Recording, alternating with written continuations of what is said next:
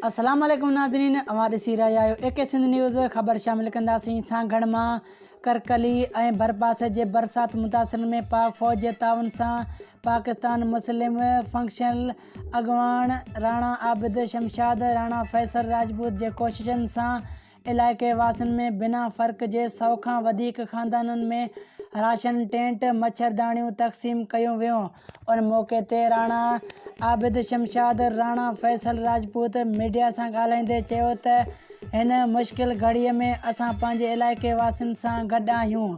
असां सभ खां पहिरियां मुतासिरनि जी खाद खुराक सां गॾु उन्हनि सां असांजो हमेशह सां साथ रहंदो। असां अवाम ख़िदमत यकीनी रखूं था।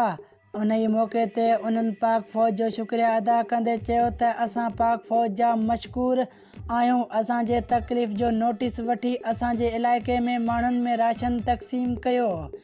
सांगड़ मां एके सिंध न्यूज़ जे रिपोर्टर जमाल बुगटी जे रिपोर्ट मुताबिक़ करकली ऐं भरपासे जे बरसात मुतासिर में पाक फ़ौज जे ताउन सां पाकिस्तान मुस्लिम फंक्शनल लीग अॻवान राणा आबिद शमशाद राणा फैसल राजपूत जे कोशिशनि सां इलाइक़े वासियुनि में बिना फ़र्क़ जे 100 खां वधीक ख़ानदाननि में राशन टेंट मच्छरदानियूं तक़सीम कयूं वयूं। न पीपल्स पार्टी वारनि का